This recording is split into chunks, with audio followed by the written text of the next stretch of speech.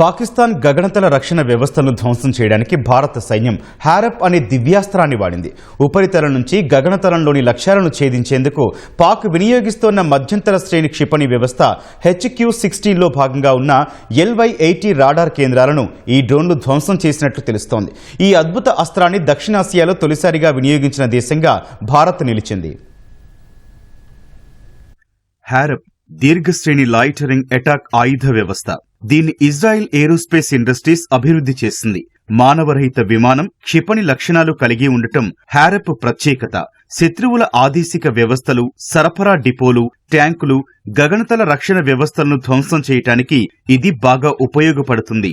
హారప్ లో electro optical, infrared, forward looking infrared సెన్సర్లు, colour CCD camera, anti radar homing సామర్థ్యాలున్నాయి. లక్ష్యాలను నిర్దిష్టంగా గుర్తించడానికి ఇవి ఉపయోగపడతాయి. లక్ష్యంగా నిర్దేశించిన ప్రాంతాలపై ఇది 9 గంటల పాటు గగన విహారం చేస్తూ ఉండగలదు.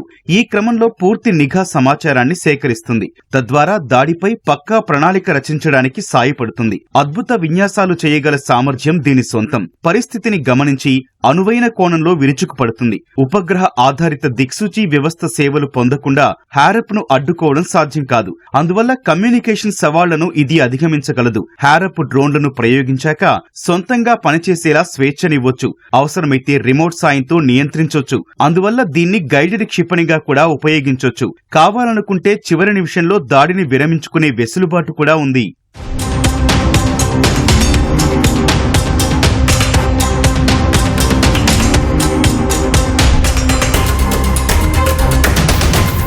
హారప్ ను సులువుగా భిన్న వాతావరణాలు, భూభాగాల నుంచి ప్రయోగించవచ్చు. సీల్ చేసిన ప్రత్యేక కంటైనర్లు, డ్రోన్లను ట్రక్కులు, యుద్ధ నౌకల నుంచి నింగిలోకి పంపొచ్చు. లక్ష్యాన్ని పేల్చుకుంటే అది స్థావరానికి తిరిగొస్తుంది. శత్రు రాడార్లకు అంత సులువుగా దొరకని రీతిలో స్టెల్త్ పరిజ్ఞానంతో దీన్ని రూపొందించారు. యాంటీ రేడియేషన్ సామర్థ్యం కూడా దీనికుంది. యుద్ధంలో తొలుత శత్రువుల గగనతల రక్షణ వ్యవస్థలను ధ్వంసం చేయడానికి ఇది ఉపయోగపడుతుంది. ఉపరితలం నుంచి గగనతలంలోని లక్ష్యాలను ఛేదించడానికి వాడే క్షిపణులు, రాడార్లను తప్పించుకునే సామర్థ్యం దీనికి ఉండటమే కారణం. హారప్ పరిధి 1000 కిలోమీటర్లు. అందువల్ల శత్రు గగనతలంలోకి చాలా దూరం వరకు వెళ్లి దాడి చేయడానికి వీలవుతుంది. రాత్రి పగలు అనే తేడా లేకుండా అన్ని రకాల వాతావరణ పరిస్థితుల్లో ఇది అద్భుతంగా పనిచేయగలదు.